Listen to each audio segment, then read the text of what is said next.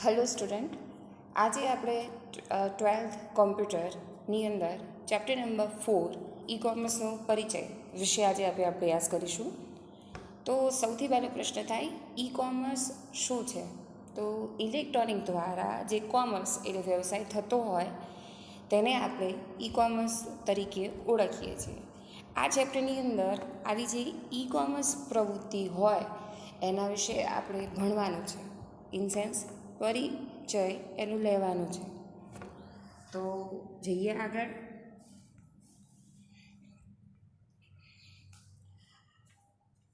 આજે આપણે માહિતીના યુગમાં જીવી રહ્યા છીએ. માહિતીનો યુગ એટલે આજે આપણે આંગળીના ટેરવે તમે દરેક વસ્તુઓ શીખી શકો છો. તો આવી માહિતી મળે કેવી રીતે? તો રેડિયોની મદદથી, ટેલિવિઝનની મદદથી, વર્તમાનપત્ર અને ઇન્ટરનેટ જેવા સ્ત્રોત પરથી આવી માહિતી ઉપલબ્ધ થતી હોય છે.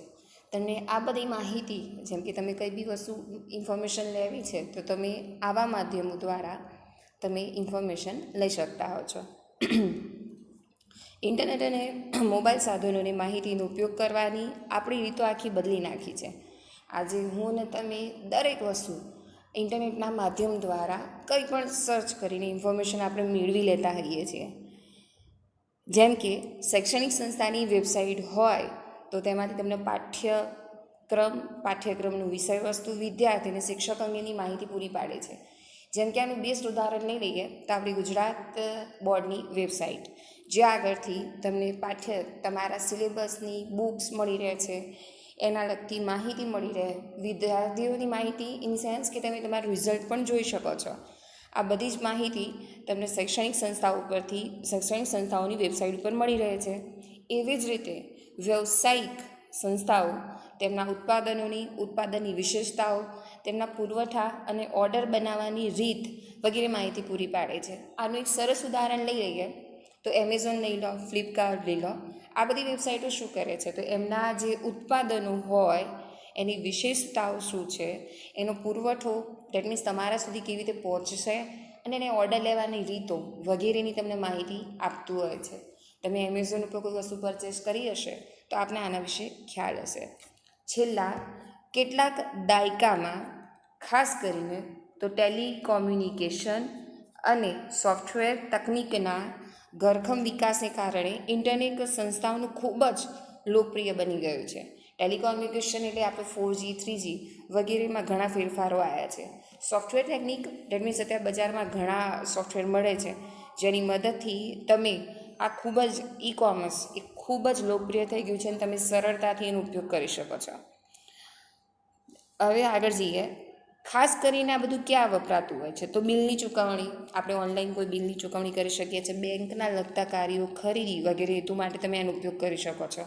ઉત્પાદનનું માર્કેટિંગ અને વેચાણ, સૂચિપત્રકો દર્શાવવા, શેરની લે વેચ અને ગ્રાહકોની સેવા કે પ્રવૃત્તિ વ્યવસાયિક સંસ્થાઓ ઇન્ટરનેટનો ઉપયોગ કરે છે, જેને આપણે ઈ કોમર્સ તરીકે ઓળખીએ છીએ. તો તમે એક વસ્તુ ક્લિયર થઈ જાય તમારી સમક્ષ કે ઈ કોમર્સમાં શું થતું હોય. તો તમે બિલની ચૂકવણી કરી શકો છો. બેંકને લગતા કાર્ય, જેમ કે નેટ બેન્કિંગ, તમે કોઈ વડીલોના મોઢે સાંભળ્યું હોય તો નેટ બેન્કિંગ, સૂચિપત્રકો દેટ મીન્સ કે અત્યારે ગવર્મેન્ટના કોઈ બી કાર્ય કરતા હશો, જેમ કે તમે કોઈ ઓનલાઈન એક્ઝામ આપો છો તો એની પણ માહિતી આ બધું તમને ક્યાં મળી રહે છે? તો ઓનલાઈન મળી રહે છે. શેરની લે વેચ, તો કોઈ વડીલના મોઢે સાંભળ્યું છે કે શેરના ભાવ હંમેશા સ્ટેટિક ના હોય, વધઘટ થતા હોય. તો આવી ઇન્ફોર્મેશન પણ તમે વેબસાઇટ દ્વારા મેળવી શકો છો. તો આ જે કંઈ બી તમે જે ક્રિયાઓ કરો છો એને આપણે ઈ કોમર્સ કહીએ છીએ. ઇન્ટરનેટ જેવા ઇલેક્ટ્રોનિક માધ્યમનો ઉપયોગ કરી ઉત્પાદનનું ખરીદ વેચાણ, સેવા અને માહિતી પૂરી પાડવાના કાર્યને ઈ કોમર્સ તરીકે વ્યાખ્યાયિત કરી શકાય છે. ઇલેક્ટ્રોનિક માધ્યમો એટલે તમારું મોબાઈલ લઈ લો, કમ્પ્યુટર લઈ લો વગેરેનો ઉપયોગ દ્વારા એનું ખરીદ વેચાણ, કે તમે કોઈ વસ્તુ ખરીદી શકો છો અને ત્યાંથી વેચી શકો છો. જેમ કે ફ્લિપકાર્ટ વગેરે ઉપર તમે વસ્તુ ખરીદી શકો છો. OLX ઉપર જઈને તમે વસ્તુઓ વેચી શકો છો. સેવા અને માહિતી પૂરી પાડવાના કાર્યને પણ ઈ કોમર્સ તરીકે ઓળખવામાં આવે છે. તો આ બધું થયું ઈ કોમર્સની માહિતી. તો વેબસાઇટ દ્વારા ઉત્પાદનનું વેચાણ એ વિશ્વભરમાં સૌથી ઝડપી પ્રગતિ કરી રહેલ વેપારની પદ્ધતિ છે. હવે એની અંદર શું થાય છે? તો પુસ્તકો હોય, ઇલેક્ટ્રોનિક હોય, સાધનો, મોટરકાર, પ્રવાસનની યોજના અને બીજા અનેક પ્રકારના ઉત્પાદનો, સેવાનો વેપાર આજે ઓનલાઈન થાય છે. તો આ બધાને ઓનલાઈન ઈ કોમર્સ તરીકે ઓળખવામાં આવે છે. યાદ રહેશે. તો આ જે હતું એ બધું શું હતું, તો આપણું જે ઈ કોમર્સ કહીએ એની માહિતી હતી કે ઈ કોમર્સ કોને કહેવાય. તો ચાલો હવે ઈ કોમર્સના વિનિયોગની વાત કરીએ. ઈ કોમર્સ વિનિયોગ એટલે એના સોફ્ટવેર. આજકાલ આપણે જોઈએ તો ઈ કોમર્સનો બહોળો ઉપયોગ થાય છે. તેમાં માલ કે વેપાર એટલે કે માર્કેટિંગ અને વેચાણ, માલની હરાજી, બેન્કિંગ અને વીમા જેવી નાણાકીય પ્રવૃત્તિઓનો સમાવેશ થાય છે. તો અહીં આપણે ટૂંકમાં એક ચર્ચા કરીએ. કેમ તો જ્યારે આ સિલેબસ ચાલતો હતો ત્યારે આપણે ઇન્ડિયામાં જસ્ટ રિસેન્ટલી ઈ કોમર્સ આવ્યું હતું. અત્યારે હાલ હું અને તમે બધા ટેવાયેલા છીએ. સો એ વિશેનું બધું જ કહેવું થોડું મર્યાદામાં આવી જાય. એટલે આપણે બુક રિલેટેડ જઈશું. તો તમને બધા નવાઈ લાગશે. તો સૌથી પહેલાં ઈ કોમર્સની અંદર આવનાર પહેલો વ્યવસાય હતો ઇન્ટરનેટ પરની પુસ્તકની દુકાન. તો પુસ્તકની દુકાને સૌથી પહેલાં ઈ કોમર્સમાં નામ મેળવ્યું હતું અને એ સૌથી પ્રથમ વિનિયોગ હતો. આ મોસ્ટ આઈએમપી એમસીક્યુઝ છે કે ઈ કોમર્સમાં સૌથી પહેલાં કયો વિનિયોગ આવ્યો. તો સૌ પ્રથમ ઇન્ટરનેટ ઉપર ઓનલાઈન બુક એટલે દેટ મીન્સ પુસ્તકની દુકાન, જેમાં પુસ્તકોનું ખરીદ વેચાણ કરે છે. ભૌતિક રીતે તમે તપાસની પણ જરૂર પડતી નથી અને એનું સરળતાથી તમે વર્ણન કરીને જોઈ શકો છો. આમ એક ફાયદો શું છે, તો પુસ્તકોને ગ્રાહકો સુધી ક્ષતિ રહિત અને અલ્પ ક્ષતિ રહિત તમે સરળતાપૂર્વક ત્યાં પહોંચાડી શકો છો. બુકને સીધી જ સીલબંધ કરીને તમારે ત્યાં પાર્સલ આવી જાય છે, જેનાથી એને કોઈ પ્રકારનું ડેમેજ થતું હોતું નથી. બરાબર. ચલો આગળ હવે વાત કરીએ. તો બુકની અંદર કેવી ઇન્ફોર્મેશન ઓનલાઈન ઉપર મળતી હોય છે. તો એની યાદી હોય, પુસ્તકનું વર્ણન હોય, પાનાની સંખ્યા હોય, એની કિંમત હોય, વળતર હોય વગેરે જેવી વસ્તુઓ વેબસાઇટ ઉપર તમને મળતી રહેતી હોય છે. હવે પ્રશ્ન શું છે કે કોઈ પણ બુકને જો તમારે શોધવી હોય તો તમે કેવી રીતે શોધી શકો છો. તો કોઈ પણ વસ્તુ તમે બુક શોધવી હોય તો તમે પહેલાં એનું શીર્ષક દેટ મીન્સ બુકનું ટાઇટલ ખબર હોવી જોઈએ. કશું ના ખબર હોય તો લેખકનું નામ ખબર હોવી જોઈએ. લેખકનું નામ ના ખબર હોય તો પ્રકાશનના નામ દ્વારા તમે વેબસાઇટને ઉપરથી જે તે બુક તમે શોધી શકો છો.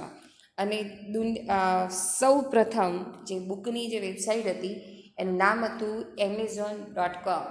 યસ, જેફ બેઝોસ આપ ઓળખતા હોવ તો એમેઝોનની સૌથી પહેલી શરૂઆત એ ઓનલાઈન બુક વેચવાથી થઈ હતી. આપણી ચોપડીમાં ઘણા બીજા એક બે ઉદાહરણો આપ્યા છે, જેમ કે એમેઝોન છે, શોપિંગ ઇન્ડિયા ટાઈમ્સ છે, બાય બુક્સ ઇન્ડિયા છે, બુક્સ શોપ ઇન્ડિયા છે. આ બધા એના ઉદાહરણો છે.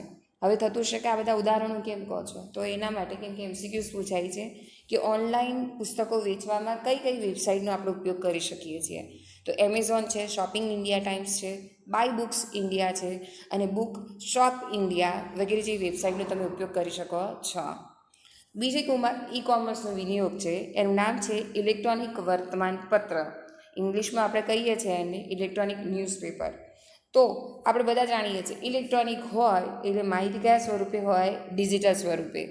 તો ઇન્ટરનેટ પર ડિજિટલ સ્વરૂપે ઉપલબ્ધ વર્તમાનપત્રને ડિજિટલ વર્તમાનપત્ર અથવા ઈ ન્યૂઝપેપર તરીકે ઓળખવામાં આવે છે. હવે આનો સૌથી મોટો ફાયદો શું, ઇલેક્ટ્રોનિક હોય એટલે તમારે એને પ્રિન્ટ કરવું એટલે મુદ્રિત કરવું એની કોઈ જરૂર પડતી નથી. ચલો એનો બીજો ફાયદો કે ટેલિવિઝન, રેડિયો વગેરે દ્વારા પ્રસારિત કરવામાં આવતા સમાચારો પણ આ વધુ લાભદાયી છે. કોઈ પણ જે ઘટના બની હોય એની તમે તત્કાલ સમાચાર પણ આમાં મેળવી શકો છો. ડિજિટલ તકનિકની સહાયથી દર્શકની અભિરુચિની અનુરૂપ બ્રાઉઝરની સંરચના દ્વારા સમાચારોને પ્રદર્શિત કરી શકાય છે. અને આનો સૌથી મોટો ફાયદો મેં કીધું એમ મુદ્રણની પ્રક્રિયામાંથી મુક્તિ મેળવી શકાય છે. હવે જેમાં પ્રિન્ટિંગનો ખર્ચ, મુદ્રણ એટલે પ્રિન્ટિંગ ખર્ચ આનાથી શું થાય, ઓછો આવે. જેના લીધે તમે કોઈ પણ જગ્યાએ બસમાં અથવા કોઈ ટ્રાવેલ દરમિયાન અથવા કોઈ બી જગ્યાએ તમે એનો ઇઝીલી ઉપયોગ કરી શકો છો. એ તમારું થશે ઇલેક્ટ્રોનિક ન્યૂઝપેપર. હવે આની અંદર બે પ્રશ્ન બહુ ઇમ્પોર્ટન્ટ છે. સૌથી પહેલો કયો, તો ઇન્ટરનેટ પર માહિતી કયા સ્વરૂપે હોય, તો ડિજિટલ સ્વરૂપે. શા માટે, તો ઇલેક્ટ્રોનિક વસ્તુ હોય તો એમાં મેં તમને શીખવાડેલું છે કે ઇલેક્ટ્રોનિક વસ્તુ હોય તો એમાં માહિતી કયા સ્વરૂપે હોય, ડિજિટલ બોલે તો 0 અને 1. બરાબર. અને એનો સૌથી મોટો ફાયદો શું છે, તો સૌથી મોટો ફાયદો કે એમાં મુદ્રણ એટલે પ્રિન્ટિંગની ક્રિયામાંથી તમે બહાર નીકળી જાઓ છો, જેના લીધે તમારે ચાર્જ કોઈ આપવો પડતો હોતો નથી. ચલો નેક્સ્ટ જોઈએ. નેક્સ્ટ છે ઓનલાઈન હરાજી. હરાજી વિશે આપ જાણો છો, આપણે ઘણી મૂવીઝમાં જોયું હશે કે હરાજીમાં શું હોય કે કોઈક વસ્તુ આપણે લઈ જઈએ છીએ, એને લોકો સમક્ષ વેચીએ છીએ અને એની બોલી લગાવવામાં આવે છે. બોલી જેટલી ઊંચી હોય એ પ્રમાણે વસ્તુ જે તે વ્યક્તિને આપી દેવામાં આવતી હોય છે. તો ચલો જોઈએ હરાજી વિશે. તો હરાજી એ ખરીદ અને વેચાણની એવી પ્રક્રિયા છે જે ગ્રાહકને ઉત્પાદનની બોલી બોલવાની તક આપે. મેં કીધું પ્રમાણે ઊંચી બોલી બોલનારને વસ્તુ ખરીદવાની સુવિધા પ્રદાન કરે છે. પણ આમાં એક લોસ છે. શું? તો પરંપરાગત જે હરાજી હોય એમાં મર્યાદિત લોકો જ ભાગ ભજવી શકે છે. શા માટે?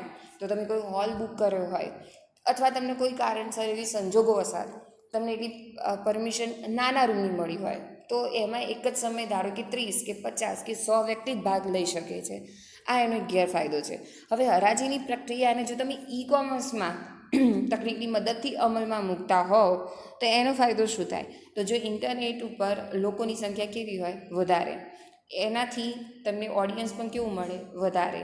તો શું કહે છે? જે લોકોને ઇન્ટરનેટ પર બોલવાની સુવિધા આપે છે તેને ઓનલાઈન હરાજી તરીકે ઓળખવામાં આવે છે. આ હરાજીનો એક બહુ ઇંગ્લિશ શબ્દ છે, એ બહુ જ યાદ રાખવા જેવું છે. એનું નામ છે ઓક્શન. માલની જીવંત હરાજી પૂરી પાડતી વેબસાઇટો ઉપલબ્ધ છે. આ વેબસાઇટો કાર્ય શું કરે? તો જો તમે એક મૂવીનો કોઈ સીન જોયો હોય તો સામે બધા લેનારા બેઠા હોય, સામે એક વેચનાર હોય અને વચ્ચે એક ભાઈ જે સ્ટેજ લઈને ઊભો હોય કહેશે જે તે વસ્તુ 1000 એક વાર, 2 વાર, 3 વાર. જો તમે વ્યક્તિને જોયું હોય તો એ શું કરે છે? તો વેચનાર અને ખરીદનાર આ બેના વચ્ચે એક આધાર તરીકે એટલે મધ્ય ભાગ તરીકે હોય. એવી રીતે સેમ આવી જે વેબસાઇટો હોય ઈ-કોમર્સની અંદર એ લોકો શું કરશે કે બંને વચ્ચે આધાર પૂરો પાડશે. યાદ રહેશે? તો ચલો, જો તમે વસ્તુ મૂકો છો વેચવા માટે તો તમે થયા વેચનાર. અનાજ સમયે અન્ય વેચનાર દ્વારા વેબસાઇટ મૂકેલ ઉત્પાદનો જો તમે બોલી લગાવી શકો છો તો તમે થયા બોલી લગાવનાર. ચલો, સૌથી પહેલાં તો તમે આવામાં ભાગ કેવી રીતે લઈ શકો છો? તો જ્યાં તમને હરાજી માટે બોલાવવામાં આવે તો તમને ઇન્વિટેશન આપવામાં આવે છે. શા માટે? તો તમારું રજિસ્ટ્રેશન થયું. આ વાત થઈ ઓફલાઈનની. ઓનલાઈનમાં કેવી રીતે શક્ય છે? તો તમને ખ્યાલ હશે, તમે કોઈ પણ વેબસાઇટ ખોલો છો, એમેઝોન હોય કે ગમે તે, તો તમને ખબર હોય તો પહેલાં સાઇન ઇનની પ્રોસેસ કરવામાં આવે છે. આ સાઇન ઇન અને સાઇન અપમાં શું થાય કે તમારી એમાં રજિસ્ટ્રેશન થાય છે, નોંધણી થાય છે. એવી રીતે ઓનલાઈનની અંદર પણ સૌથી પહેલાં તમારે સાઇટ ઉપર શું કરાવવું પડે છે? નોંધણી. એનાથી ફાયદો શું થાય? વસ્તુનું સંસાધન મેળવી શકાય, બોલી લગાવનાર જોઈ શકાય, ડેટાબેઝ રાખી શકાય. આવી બધી માહિતી માટે એમાં એનો ઉપયોગ થતો હોય છે. ચલો, સામાન્ય રીતે વિક્રેતા વસ્તુના ડિજિટલ ચિત્ર અને સહિતની ટૂંકી માહિતી પ્રસ્તુત કરે છે. હવે આપણે બધા જાણીએ છીએ કે બોલી આખો દિવસ ના ચાલે, એની લિમિટેશન હોય. આપ મૂવીમાં જોયું હશે 1 વાર, 2 વાર, 3 વાર, તો 3 વાર થઈ એની લિમિટેશન. એની અંદર હરાજી પૂરી થઈ જાય છે. તો હરાજી અમુક અપેક્ષિત કિંમત એટલે મારી ધારી કિંમત સુધી જો કિંમત પહોંચી જાય ત્યારે પૂરી થાય, અથવા એની સમય મર્યાદા પૂરી થાય ત્યારે જે વ્યક્તિ મહત્તમ બોલ્યું હોય એને વસ્તુ આપી દેવામાં આવે છે. અને આનું બેસ્ટ ઉદાહરણ છે, એનું નામ છે eBay.com. આ ઓનલાઈન હરાજીની સૌથી મોટી વેબસાઇટ છે. ચલો, હવે એનું નેક્સ્ટ ઉદાહરણ જોઈએ. બીજા ઘણા ઉદાહરણો છે, જેમ કે eBay લઈ લો, ઓનલાઈન ઓક્શન લઈ લો, માયબીડ્સ લઈ લો, યુબીડ લઈ લો. આ બધા જ ઓનલાઈન હરાજીના ઉદાહરણો છે. ચલો, વાત કરીએ માર્કેટિંગ અને વેચાણ. તો અત્યારે હાલ તમે ડિજિટલ માર્કેટિંગ બી કરી શકો છો અને વેચાણ બી કરી શકો છો. એના માટે તમારે શું આપવાનું હોય? તો ઇન્ટરનેટ ઉપર સૂચિ એટલે કેટાલોગ પૂરું પાડવાનું હોય છે. સૂચિ જુદી જુદી શ્રેણીઓમાં સચિત્ર, ક્યારેક વિડીયોમાં હોય, ક્યારેક સંક્ષિપ્ત વિતરણ સ્વરૂપે દર્શાવવામાં આવે છે. ચલો, હવે જે વસ્તુ આપણને ગમી ગઈ હોય એને આપણે શેમાં મૂકીએ છીએ? શોપિંગ કાર્ટમાં. શોપિંગ કાર્ટ દેખાવામાં સેમ તમે એનો સિમ્બોલ જોયો હોય તો આપણે જે માર્કેટ મોલમાં જોઈએ છે એ ટાઈપનું સેમ આમાં પણ શોપિંગ કાર્ટ જોવા મળે છે. શોપિંગ કાર્ટમાં વસ્તુ મંગાવ્યા પછી તમે એની ઓર્ડરની પ્રક્રિયા માટે જાઓ છો, જેમાં તમે શોપિંગ કાર્ટમાં તમને ખ્યાલ હોય તો શોપિંગ કાર્ટની અંદર તમે વસ્તુ ઉમેરી શકો છો, પસંદ કરી જોઈ શકો છો, ફેરફાર કરી શકો છો. ક્યાં સુધી? જ્યાં સુધી એ શોપિંગ કાર્ટમાં હશે ત્યાં સુધી. એના પછી તમે ઓર્ડર ઉપર એને ક્લિક કરશો એટલે ચેકઆઉટ કરશો અને છેલ્લે પછી પેમેન્ટ આપીને તમે એને આપી દેતા વસ્તુ તમારા ઘર સુધી આવી જતી હોય છે. હવે આપણી જે ગવર્મેન્ટની વેબસાઇટ છે એનું એક બેસ્ટ ઉદાહરણ આપણા સિલેબસમાં છે. નામ છે www.irctc.co.in. મેં તમને ફૂલ ફોર્મની જે વિડીયો આપી હતી એની અંદર irctc.co.inનું મેં તમને ફૂલ ફોર્મ આપેલું છે. Indian railway categories and tourism corporation. આ વેબસાઇટ શું કરે છે? તો ઓનલાઈન તમે ટ્રેનનું બુકિંગ કરાવવાની સુવિધા આ વેબસાઇટ આપે છે. તમારે શું કરવાનું? તો ઓનલાઈન નોંધણી કરવાની, ચૂકવણી કરવાની. નોંધણી થઈ ગયા બાદ તમારા ઈમેલ એડ્રેસ ઉપર એની ઈ કોપી ગ્રાહકના મેલ ઉપર આવશે અથવા તો SMS દ્વારા તમને મોકલવામાં આવે છે.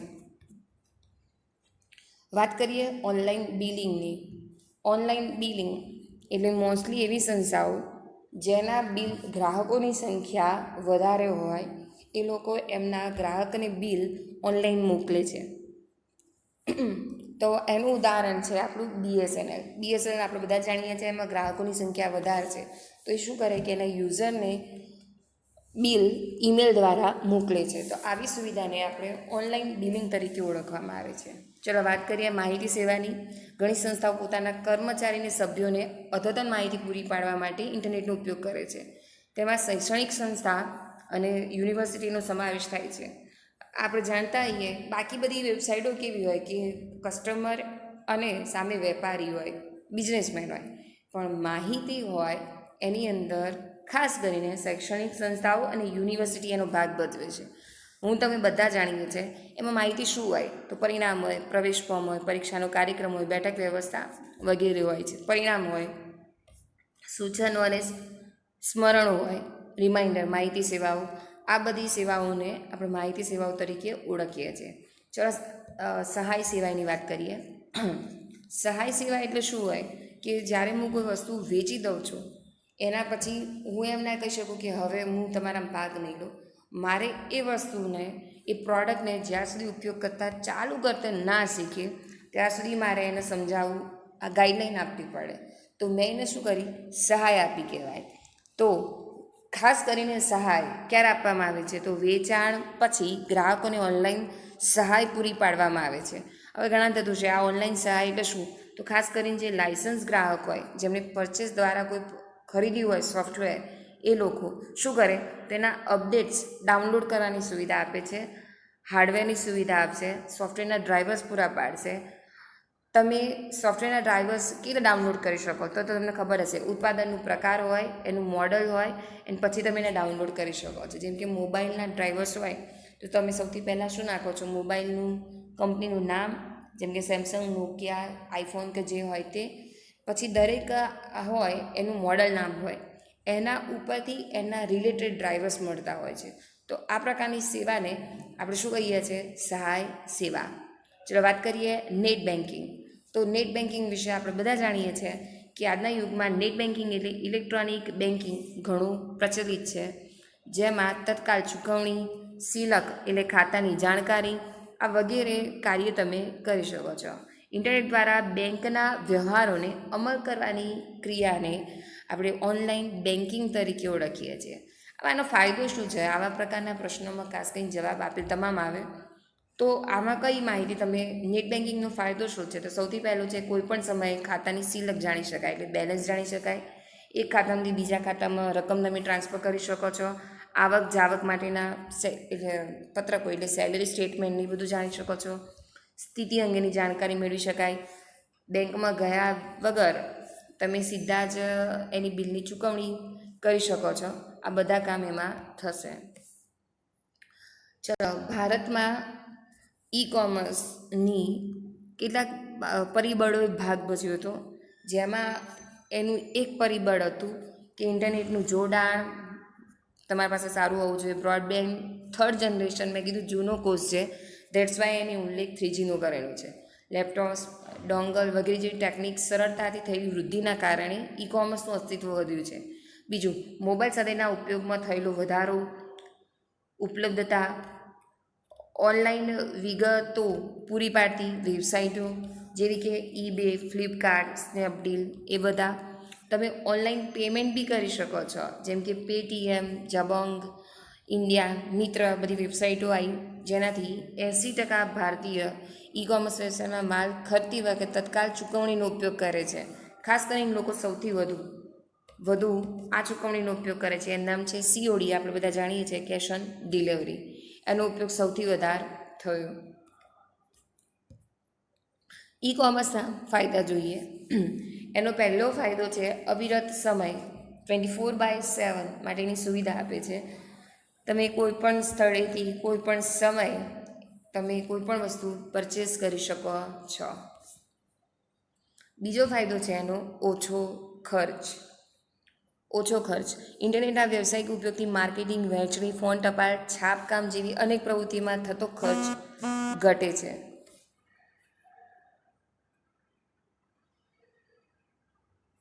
સ્થાનિક વ્યવસાયમાં કરાતા મૂડીરોકાણ તુલનામાં ઈ કોમર્સનું મૂડીરોકાણ અલ્પતમ હોય છે. ઇન્ટરનેટ દ્વારા આવતા વ્યવસાય કરતાં સ્થાનિક વ્યવસાયનો શરૂ કરવાનો ખર્ચ ઘણું વધારે આવે છે, જ્યારે ઈ કોમર્સમાં આવા કશાની જરૂર પડતી હોતી નથી. સરહદ કે ભૌગોલિક મર્યાદાનો અભાવ. ચલો, સ્થાનિકમાં સીમા નિશ્ચિત હોય, જ્યારે ઈ કોમર્સમાં કોઈ પણ જગ્યાએથી તમે કોઈ પણ રાજ્યની, સ્ટેટની અથવા દેશની વસ્તુ તમે અહીંયાથી પરચેસ કરી શકો છો. ઉન્નત અને વધુ સારી ગ્રાહક સેવાઓ. એ લોકો તમારા છેક સુધી તમારા સંપર્કમાં રહેશે, અને જેના લીધે એ લોકો તમને ગ્રાહક સેવા સારી આપી શકે છે. જેમ કે ઉત્પાદનની કિંમત, જથ્થા અને વિશેષતા અંગેના પ્રશ્નનો ઉકેલ સરળતાથી તમે ત્યાંથી મેળવી શકો છો. કેવી રીતે? તો તમે રિવ્યૂ જોશો, અમુક લોકોએ કમેન્ટ આપી હશે, આના પરથી તમને ખ્યાલ આવી જશે કે આ પ્રોડક્ટ કેવી છે, જેનાથી તમારી ગ્રાહક સેવા એ વધુ સારી એ પ્રોવાઈડ કરે છે. ચલો, બીજું છે જૂથ કાર્ય. અહીંયા એક જ જગ્યાએ ઘણા બધા બ્રાન્ડ, વિતરકો, વેપારીઓ, ધંધાકીય ભાગીદારો અને ગ્રાહક વગેરે સંસ્થાઓ એક જ સાથે અહીંયા કામ કરતી હોય છે, જેના લીધે જૂથ કાર્ય વધારે હોવાથી ગ્રાહકને ફાયદો થાય છે. પરિવહનના સમય અને ખર્ચમાં ઘટાડો. ઘણી જગ્યાએ આપણે જે દુકાનો હોય એમાં શું થાય કે ગોડાઉનમાં વસ્તુ લેવા જાય, મૂકવા જાય, હવે એ લોકોનો ટ્રાન્સપોર્ટ ખર્ચ શું થાય? વધી જાય. એની જગ્યાએ ઈ કોમર્સમાં આ પ્રશ્ન આવતો નથી. ઝડપ. તો તમને ખ્યાલ હશે કે એ લોકો તમને તમારા સુધી ઈ કોમર્સની મદદથી ઝડપથી તમારા ઘર સુધી એ લોકો તત્કાલ ઓર્ડર પહોંચાડી શકે છે. એના લાભ શું હોય? તો કોઈપણ સ્થળેથી તમે ખરીદી કરી શકો છો. પરિવહન ઓછું થાય એટલે પ્રદૂષણમાં ઘટાડો થાય. આરોગ્યલક્ષી સેવાઓ, ડિસ્ટન્સ લર્નિંગ અને અભ્યાસક્રમમાં બી ફાયદો થાય. આ બધા ઈ કોમર્સના ફાયદા છે. હવે એની થોડીક એક મર્યાદાઓ છે. મર્યાદામાં કેવું? તો પરિવર્તનનો પ્રતિકાર. જે લોકો કોમ્પ્યુટરના જાણકાર ના હોય તો એવા સ્ટાફને તમે એમ કહો કે તમે ઈ કોમર્સનો ઉપયોગ કરો, તો એવા ટાઈમ દરમિયાન એ લોકો આવા પરિવર્તનનો સ્વીકાર કરી શકતા નથી, જેના લીધે એ લોકો સ્વીકારશે નહીં તો ઉત્પાદન સારું આપી શકતા નથી. ઈ કોમર્સમાં શરૂઆતમાં પ્રારંભિક ખર્ચ થોડો વધારે આવે છે. શા માટે? તો તમારા જે એના સોફ્ટવેર હોય, હાર્ડવેર હોય, એ બધામાં મૂડીરોકાણ ખૂબ જ જરૂરી બની જાય છે, જેના લીધે કર્મચારીને તમારે તાલીમની પણ જરૂર પડે છે, તો પ્રારંભિક ખર્ચ વધી જશે. સુરક્ષા. તો આપણે જાણીએ છીએ કે દૂષિત કોડ હોય, વાયરસ હોય વગેરેનાથી સુરક્ષા એ ઈ કોમર્સનો સૌથી મોટો પ્રશ્ન છે. આપણે જાણીએ છીએ ઓનલાઈન છેતરપિંડી બજારમાં ઘણી ચાલે છે. ચલો, બીજી છે ગોપનીયતા. તમારી ઇન્ફોર્મેશન એ ખૂબ જ નાજુક મેટર છે, જેના લીધે ગ્રાહકની ગોપનીયતા એક ખૂબ જ ગંભીર મુદ્દો છે. શા માટે? તો કોઈ પણ વ્યક્તિ એનો બિનજરૂરી અને દુરુપયોગ પણ કરી શકે છે. તમને બિનજરૂરી મેલ મોકલીને તમારી અંગત ઇન્ફોર્મેશન, જેમ કે ક્રેડિટ કાર્ડ, ડેબિટ કાર્ડની ઇન્ફોર્મેશનો આ લોકો લઈ લેતા હોય છે, જે ગોપનીયતા ખૂબ જ ગંભીર મુદ્દો થઈ જાય છે. બીજું છે વિશ્વાસનો અભાવ.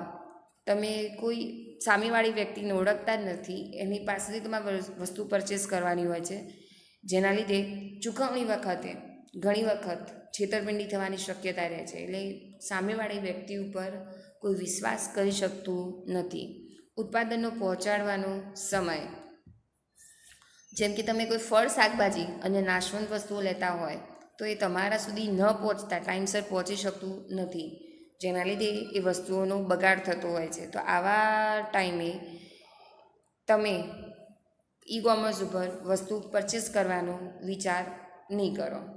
ચલો, હવે જે ટૉપિક છે એ ખૂબ જ અગત્યનો ટૉપિક છે, જેમાં મેક્સિમમ બોર્ડની અંદર MCQs પૂછાતા હોય છે. તો બરાબર ધ્યાનથી સમજજો. ઈ કોમર્સની વ્યવસાયિક પ્રવૃત્તિઓ એના મોડલ આપેલા છે. તો ઈ કોમર્સ સમાવિષ્ટ પક્ષ તેના દ્વારા પૂરી પાડવામાંથી પ્રવૃત્તિ ઈ કોમર્સ વ્યવસાયિક પ્રવૃત્તિની વ્યાખ્યા તરીકે ઓળખવામાં આવે છે. પણ એક વસ્તુ ધ્યાનમાં રાખજો, સૌથી સામાન્ય રીતે આનું વર્ગીકરણ, આ મોડલોનું વર્ગીકરણ કોણ કોને માલ વેચે છે તેના આધારે કરવામાં આવ્યું છે. ઈ કોમર્સના આ મોડલ શા માટે બનાવવામાં આવ્યા છે? તેનું વર્ગીકરણ આ રીતે થયેલું છે, કોણ કોને માલ વેચે છે. આમ જોઈએ તો મુખ્ય એના 4 મોડલ છે. પહેલું છે B2C, B2B, C2C અને C2B. મેં તમને ફૂલ ફોર્મના વિડીયોમાં આના વિશે ઇન્ફોર્મેશન આપી છે. B2Cનું પૂરું નામ છે બિઝનેસ ટુ કન્ઝ્યુમર, B2Bનું બિઝનેસ ટુ બિઝનેસ, C2Cનું કન્ઝ્યુમર ટુ કન્ઝ્યુમર, C2Bનું છે કન્ઝ્યુમર ટુ બિઝનેસ. કન્ઝ્યુમર એટલે ગ્રાહક, બિઝનેસ એટલે સામે વેપારી. તો તમે ધ્યાનથી જોજો, આમાં કયું મોડલ તમને એવું લાગે છે જે સૌથી વધારે ફેમસ હોય? જેમ કે બિઝનેસ ટુ કન્ઝ્યુમર એટલે વેપારીની સામે ગ્રાહક, B2B એક વેપારીની સામે બીજો વેપારી, કન્ઝ્યુમર ટુ કન્ઝ્યુમર એક ગ્રાહકની સામે ગ્રાહક, કન્ઝ્યુમર ટુ બિઝનેસ ગ્રાહક શું કરશે? તો વેપારી જે છે એ કન્ઝ્યુમર એટલે ગ્રાહકની સામે આવશે. તો પહેલું મોડલ છે, તમને કયું લાગે છે famous? Yes, absolutely right, B2C એ ફેમસ મોડલ છે. તો પહેલું જોઈએ, જનરલી ઈ કોમર્સની મેક્સિમમ વેબસાઇટ્સ એ B2Cના મોડલ ઉપર બનેલી છે. તો ઇન્ટરનેટના વેબસાઇટના ઉપયોગથી વ્યવસાયિક સંસ્થાઓને ગ્રાહકને તેના ઉત્પાદનોનું કે સેવાઓનું વેચાણ કરે છે, તેને વ્યવસાયથી ગ્રાહક તરીકે ઓળખવામાં આવે છે. ગ્રાહકો કોઈપણ સ્થળેથી કોઈપણ સમયે ઉત્પાદન કે સેવાઓનો ઓર્ડર આપી શકે છે. વેચનાર પોતાના ઉત્પાદનનું વેચાણ મધ્યસ્થી વિના સીધું જ ખરીદાર સુધી મોકલી શકે છે. ચલો, એની અંદર કયા ઉદાહરણો છે? તો એમેઝોન છે, રેડિમેલ, ફ્લિપકાર્ટ, B2C વગેરે એના પ્રચલિત ઉદાહરણો છે. બીજું મોડલ છે, એનું નામ છે વ્યવસાયથી વ્યવસાય. તો જુદા જુદા વ્યવસાયિકો વચ્ચે થતી ઈ કોમર્સ પ્રવૃત્તિને વ્યવસાયથી વ્યવસાય કહેવામાં આવે છે. તો વેચનાર અને ખરીદનાર વચ્ચે બંને કોણ હશે? વ્યવસાય. ખાસ કરીને કોણ હોય? તો સપ્લાયર હોય, વિતરક હોય અને અન્ય મધ્યસ્થી એજન્ટ વચ્ચે ઈ સંબંધની સ્થાપના કરે છે. નામ એવા ગુણ, B2B બિઝનેસ ટુ બિઝનેસ, વ્યવસાયથી વ્યવસાય. ચલો, હવે એના ઉદાહરણો જોઈએ. તો આ એના જે B2Bના ઉદાહરણો 2 વેબસાઇટ છે, એક છે commodity.com અને બીજી છે tradeindia.com. એ B2Bના ઉદાહરણો છે.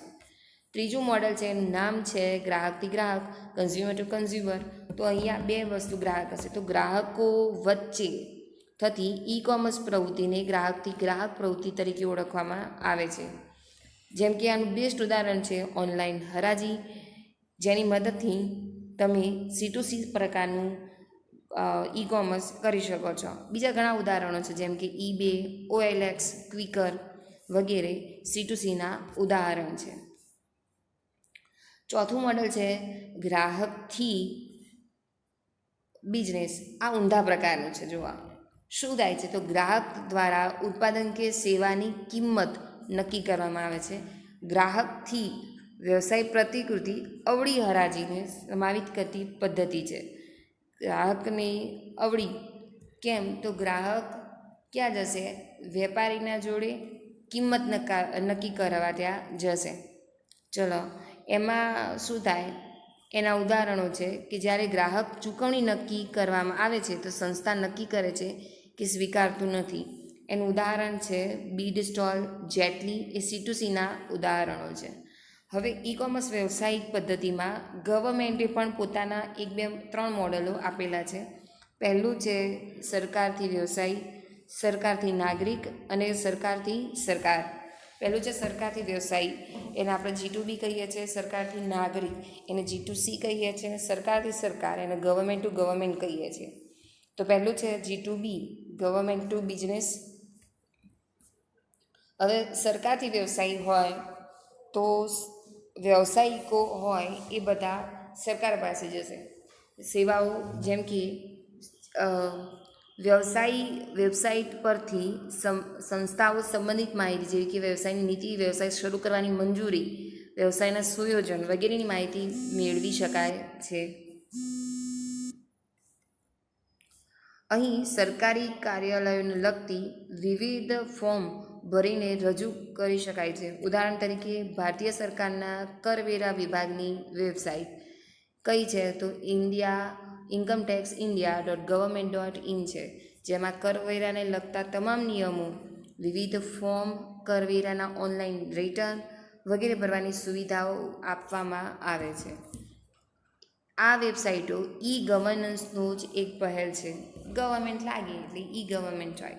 ચલો, સરકારથી નાગરિક G2C એ પણ એક ઈ ગવર્નન્સનો જ એક ભાગ છે.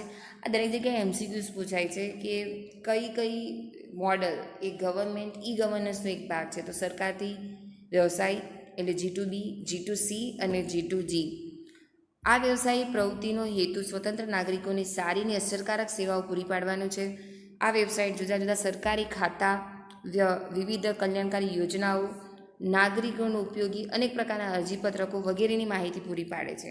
અને આનું બેસ્ટ ઉદાહરણ જીસ્વાન છે. એનું પૂરું નામ બી મેં તમને ફૂલ ફોર્મ વાળી જે વિડીયો હતી એમાં આપ્યું હતું, Gujarat state wide area network.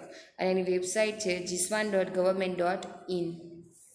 આ શું કરે છે તો નાગરિકોને સુવિધાઓ પૂરી પાડે છે. ચલો હવે વાત કરીએ સરકારથી સરકાર. એક સરકારી એજન્સી કે વિભાગ અન્ય સરકારી સંસ્થા, એજન્સી કે વિભાગની સાથે વાણિજ્ય રહિત સંદેશા વ્યવહાર કરે છે તેને G2G એટલે ગવર્મેન્ટ ટુ ગવર્મેન્ટ તરીકે ઓળખવામાં આવે છે. જેમ કે IT ખર્ચાને ઘટાડવા, પ્રક્રિયાઓને સુનિશ્ચિત બનાવવા, કાર્યાલયોને વધુ અસરકારક બનાવવા માહિતીના વિવરણ મદદરૂપ બને છે. હવે આટલા બધા મોડલ ભણ્યા આપણે, તો એમાં સૌથી વધુ ઉપયોગમાં લેવાતા 2 મોડલ છે. એમાં પહેલું છે B2C અને B2B. આ બંનેમાં તફાવત એક જ છે. તો મુખ્ય છે ગ્રાહક. B2Bમાં પ્રક્રિયામાં ગ્રાહક એક સંસ્થા હોય, કારણ સામે બિઝનેસમેન છે. જ્યારે B2Cમાં ગ્રાહક એક સ્વતંત્ર વ્યક્તિ હોય છે. આ મોસ્ટ આઈમ્પી છે. 2 મોડલ સૌથી વધુ ઉપયોગમાં લેવાય છે, B2C અને B2B. એમાં એક જ તફાવત છે. શું તો B2Bમાં ગ્રાહક એક સંસ્થા છે, જ્યારે B2Cમાં ગ્રાહક એક સ્વતંત્ર વ્યક્તિ છે. આપણું આ ઈ કોમર્સનું ચેપ્ટર અહીંયા